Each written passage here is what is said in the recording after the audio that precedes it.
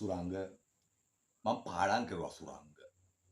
ඔයාටත් මම දැන් ඉස්කෝලේට ආපුවම සුරංග ඔයාට ඒ ටික මම දෙන්නම්. හරිද? ඒකෝට මම ඔයාට සුරංග කියලා දෙන්නම්.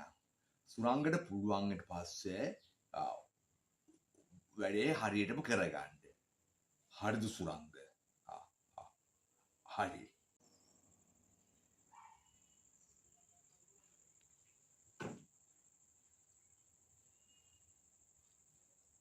පුතාසන්. ඇයි පාද? පුතාසන්. ඔයා කෝල් කරනකොට ඔය අත පාවිච්චි කරන්න එපාසන්. ඒක වැරදි. මොකද පාද? පුතාලට නොකුළු ලේජ්ජ ගන්න නෑනේ මේ පාදට වගේ නේද? පුතා ඔය රයිට් හෑන්ඩ් එක රයිට් ටියෝලට යූස් කරපුවාම කැන්සර් හැදෙන්න පුළුවන්. සිංහල වචනේ පුතා දන්නේ නෑනේ. මං වගේ පිළිකා හැදෙන්න පුළුවන්. අපි නිතරම යූස් කරන්න ඕනේ සන් ලෙෆ්ට් ටියෝලට ලෙෆ්ට් හෑන්ඩ් එක සිංහලෙන් තේරුම් කරලා මම පුතාට දෙන්නම්. තේරෙන්නේ නැත්නම් වම් කනට වම් අත. පුතා එහෙම අකමැති නම් මේ දකුණු අත අරගෙන වම් කනට ෆෝන් එක තියාගෙන යූස් කරුවත් ගැටලුවක් නැහැ. හොඳයි පාද.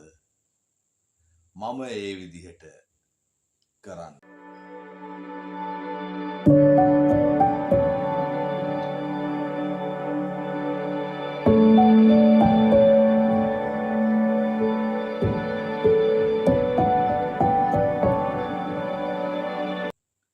හතහා මාර නෙමේ කසුනි මම 6:45 7 වගේ වෙනකොට ඉස්කෝලේට එනවා. මොකද 7:00 මාරට ඇවිල්ලා වැඩක් නැහැ.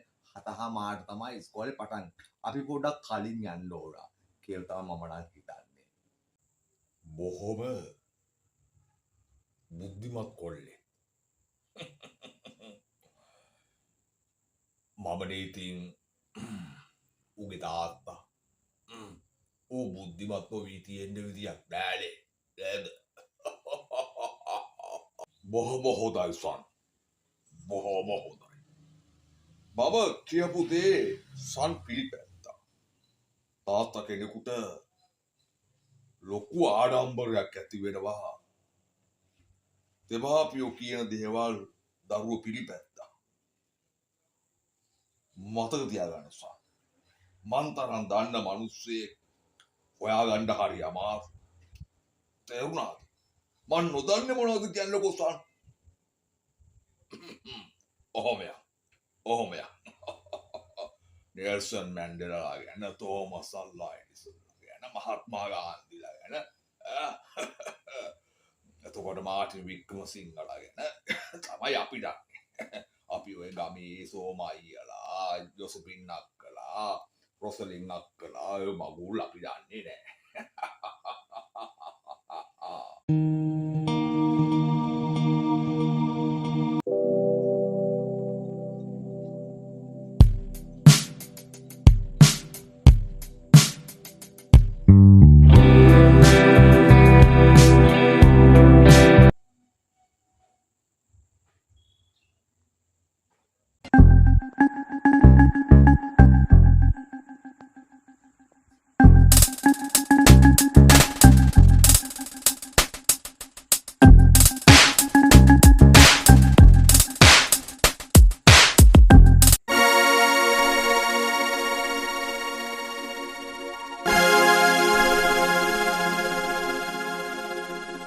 මොකද ප්‍රොබ්ලම් එක කියන්නකෝ සන්.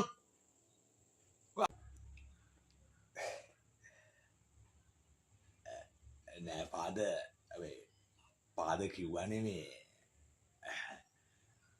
රයිට් හෑන්ඩ් එක රයිට් ටියෝලට යූස් කරන්න එපා කියලා.